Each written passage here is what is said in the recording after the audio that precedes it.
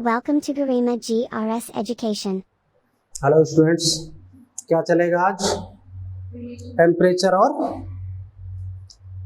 Molecular kinetic energy में संबंध। चलो ठीक, बताते हैं। चलेगा रिलेशन बिटवीन टेम्परेचर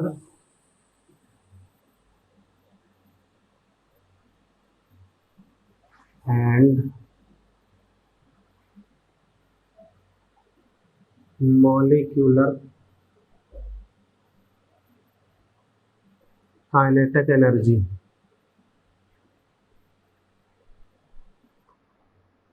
हम इसमें देखेंगे टेम्परेचर में, यानी टेम्परेचर का मतलब एब्सोल्यूट टेम्परेचर से मॉलिक्यूलर काइनेटिक एनर्जी का क्या संबंध है।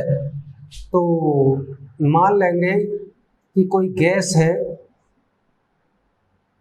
मास इसका द्रव्यमान मान लीजिए, उसका मॉलिक्यूलर वेट, एक मोल का द्रव्यमान ही तो मॉलिक्यूलर वेट होता है।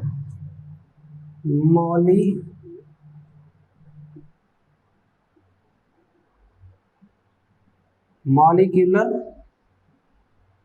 वेट m है और टेम्परेचर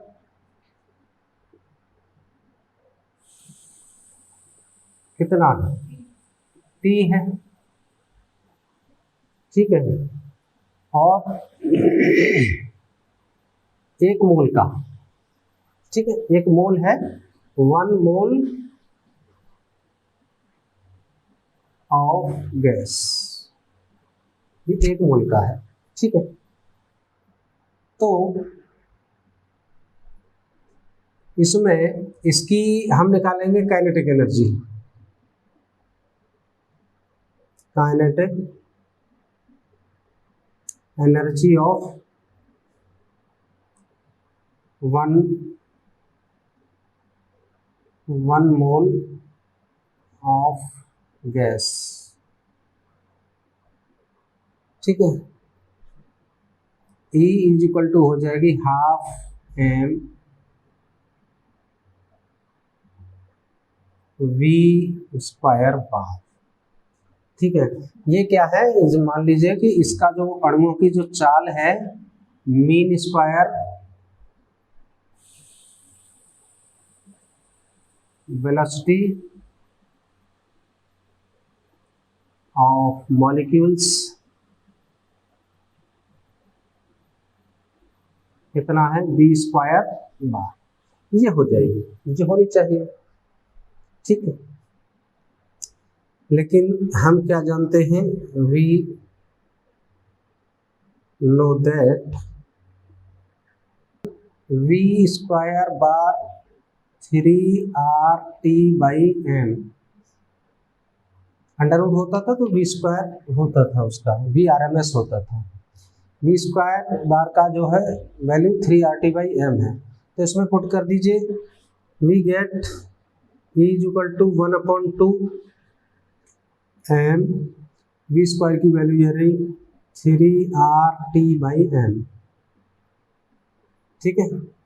m से m कैंसिल, ये हो जाएगा 3/2RT। तो ये जो काइनेटिक एनर्जी है 3/2RT होती है 1 मोल की। ये है kinetic energy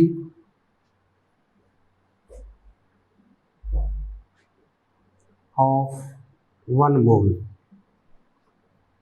at T kelvin temperature, ठीक है। ये है। अब ये 1 मोल की कुल गतिज ऊर्जा है, मतलब केवल स्थानांतरीय गतिज ऊर्जा है। ओनली क्या है? ओनली ट्रांसलेशनल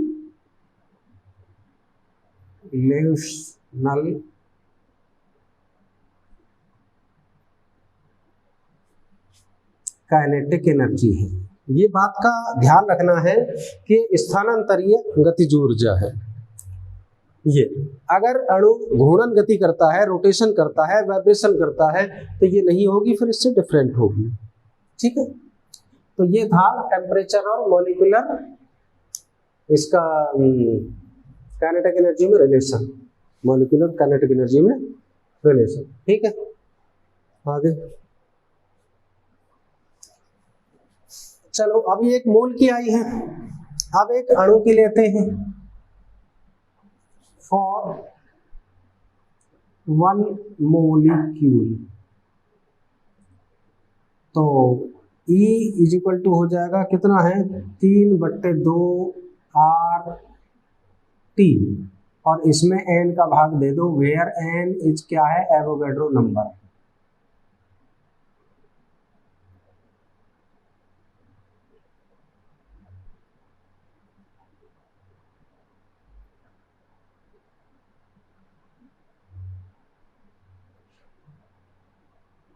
ठीक है, तो E इज इक्वल टू हो जाएगी, ये बार लगाइए इस पर, 3/2 kT, ये हो जाएगी। R/N एक कांस्टेंट है जिसको स्मॉल k माना जाता है, और ये क्या है बोल्ट्जमैन कांस्टेंट।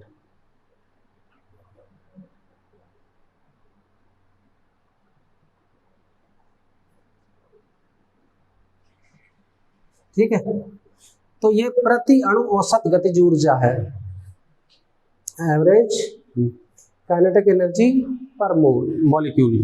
एक अणु की औसत गतिज ऊर्जा 3/2 kT है, क्योंकि एक मोल में n अणु होंगे एवोगाद्रो संख्या के बराबर। ठीक है, आगे समझ में। चलो,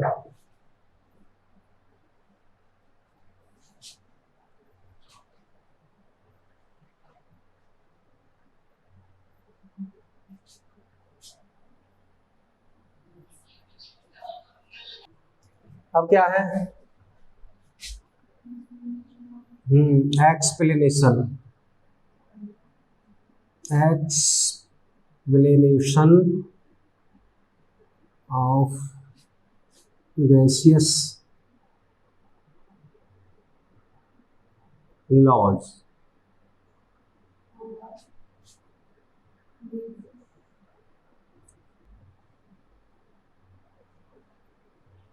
based on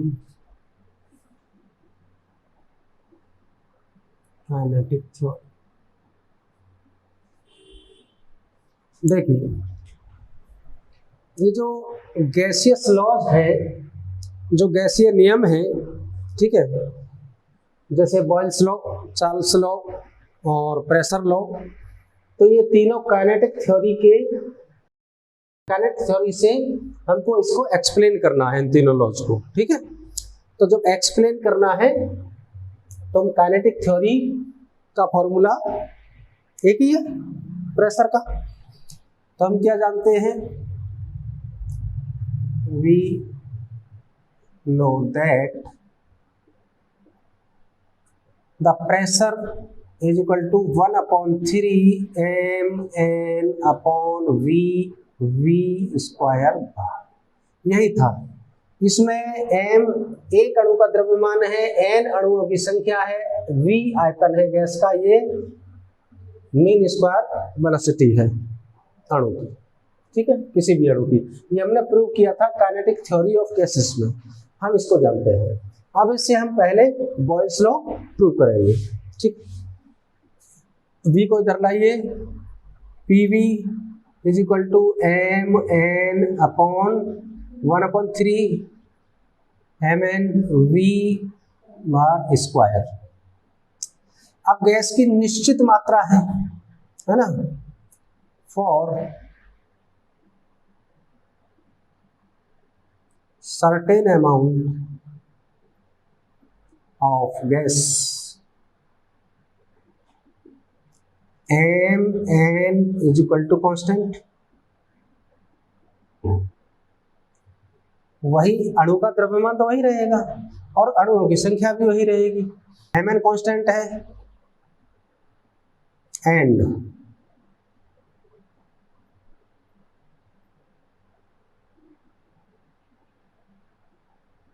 at the constant temperature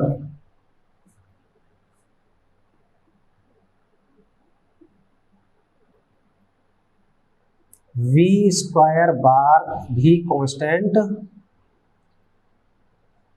होगा।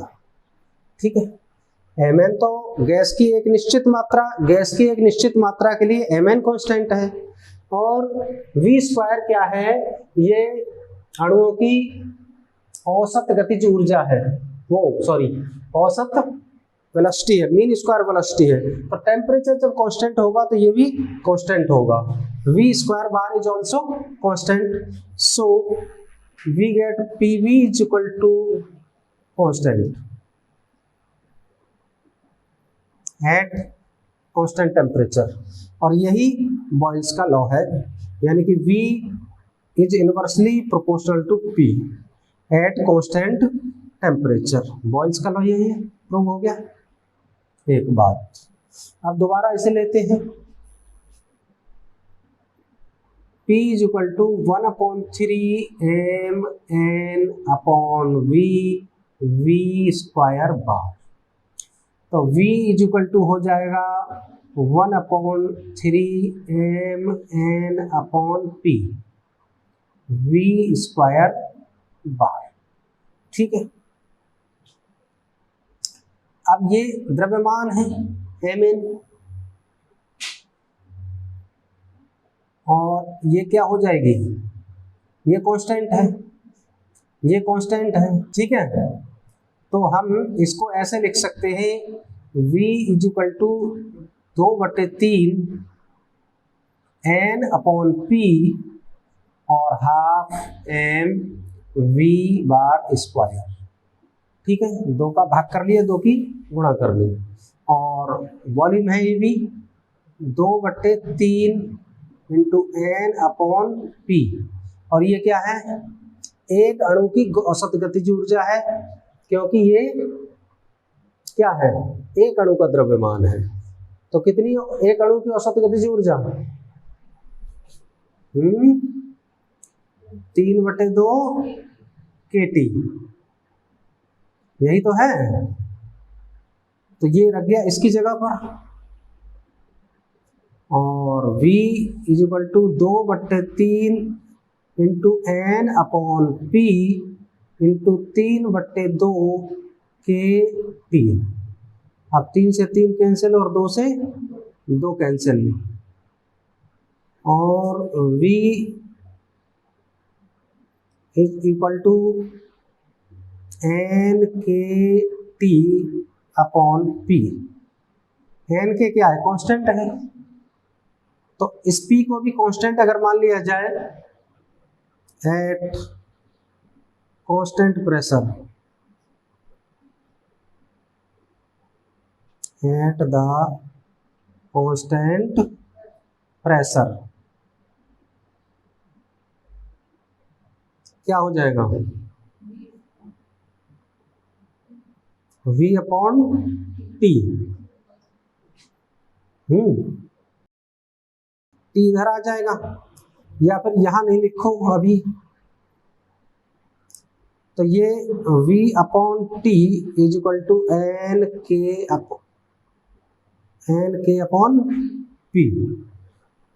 तो at the constant pressure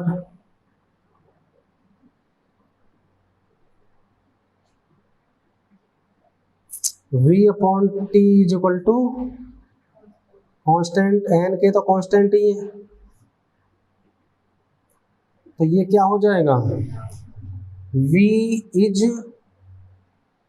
directly proportional to T और इट इज चार्ल्स लॉ। तो ये काइनेटिक थ्योरी से हमने बॉयल्स लॉ प्रूव किया, और ये चार्ल्स लॉ प्रूव कर दिया। ठीक है, अब देखते हैं प्रेशर लॉ कैसे होता है। ठीक है,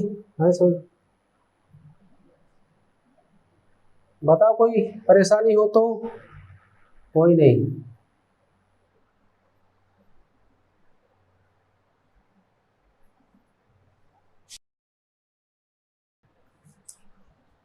आप फिर से वही लेंगे, P is equal to 1/3 mn/v v square bar. ठीक है,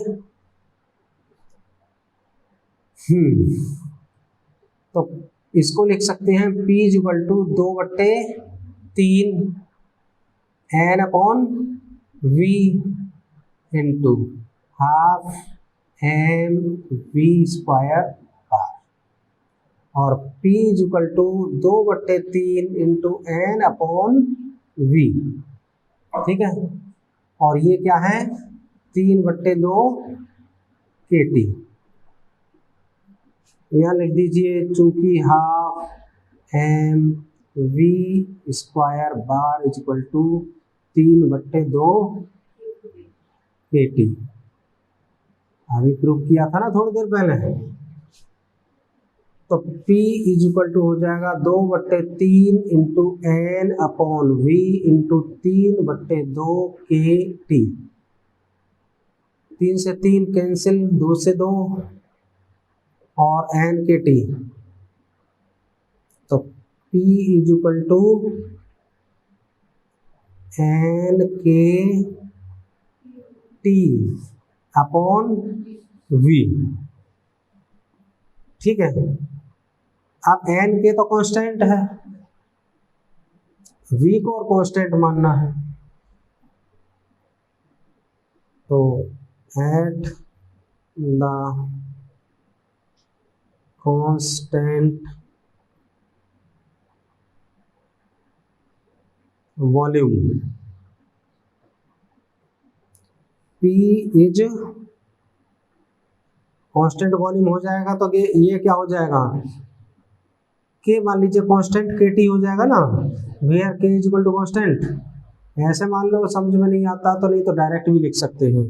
तो P is inversely proportional to T, और यही दाब का नियम है कि स्थिर आयतन पर उसका जो दाब होता है ताप के परमताप के अनुक्रमानुपाती होता है, ठीक है। तो ये एक्सप्लेनेशन हुआ Boyle's law, Charles law and pressure law, law of pressure, और इसका काइनेटिक थ्योरी के आधार पर।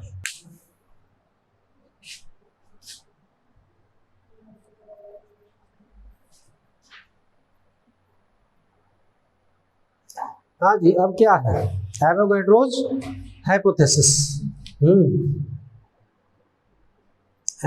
Avogadro's hypothesis.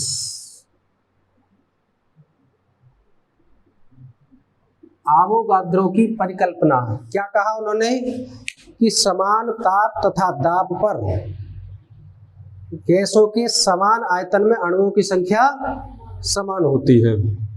जैसे same temperature at the same temperature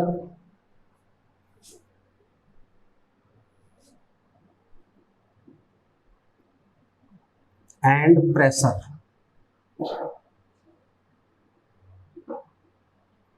समान ताप और दाब पर मान लो इस समान आयतन में, तो दो गैसें हैं जिनका आयतन समान है, ठीक है। तो इनमें मान लेते हैं कि अणुओं की संख्या N1 है। हम देखते हैं समान होता है कि नहीं होता। इसमें मान लेते हैं कि अणुओं की संख्या, चलो पिस्टन लगा दो, नहीं गैस निकल के ऊपर बाहर चली जाएगी थोड़ी सी अपनी संतुष्टि के लिए। इसमें N2 है अणुओं की संख्या, और इसके एक अणु का द्रव्यमान है M1 और इसके एक अणु का द्रव्यमान है M2, ठीक है। तो हम ये जानते हैं कि P is equal to 1/3 MN upon V into V square bar, we know that, इतना तो हम जानते ही हैं। तो PV is equal to 1/3 MN V square bar, ठीक है, हो गया। अब दोनों गैसों के लिए तो PV क्या होगा कांस्टेंट। अरे टेम्परेचर भी समान है ना, टेम्परेचर एक जैसा है दोनों का, प्रेशर भी वही है। तो इसका मतलब हो जाएगा कि 1/3 M1N1V1 square bar is equal to 1/3 M2N2V2 square bar. ठीक है, इसको हम कर दे 2/3 N1 और हाफ M1V1 स्क्वायर बार, ये हम लिख सकते हैं, इज इक्वल टू 2/3 और N2 half M2V2 square bar. ठीक है, और ये क्या है, एक अणु की औसत गतिज ऊर्जा है। ठीक है, तो ये हो जाएगा 2/3 से, तो 2/3 कैंसिल हो जाएगा। तो ये टेम्परेचर सेम है, तो क्या होता है, रखी लो N1 क्या होता है, इसका मतलब 3/2 kT is equal to N2 3/2 kT।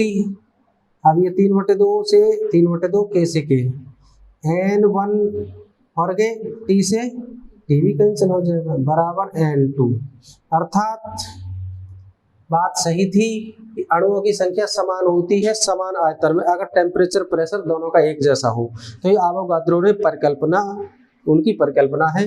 और एक नंबर है, इसे भी सीख लो साथ के साथ, एवोगैड्रोज नंबर।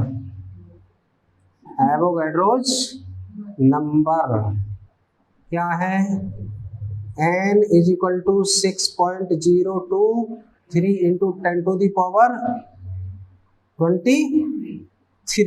क्या मतलब है इस बात का, इस एवोगाद्रो संख्या का क्या मतलब है कि किसी गैस के एक मोल में इतने अणु होंगे अथवा इतने परमाणु होंगे, दैट मीन्स कॉन्स्टिट्यूएंट पार्टिकल्स इतने ही होंगे। और एक मोल में सब गैसों का आयतन 22.4 लीटर होता है। ठीक है, एक मोल की बात है ये, 1 मोल की। ठीक है, ये एवोगाद्रो संख्या है। तो ये एवोगाड्रोस नंबर R/N जो हम लगाते हैं ना अब तक, R/N, R gas constant by N, ये जो K लगाते हैं बोल्ट्जमैन कांस्टेंट है, कांस्टेंट पर कांस्टेंट है, कांस्टेंट से ये कांस्टेंट ही है, कौन सा वेरिएबल है, कांस्टेंट अपन constant is equal to Boltzmann constant. ठीक है, हाँ बहुत बढ़िया है। और Thank you.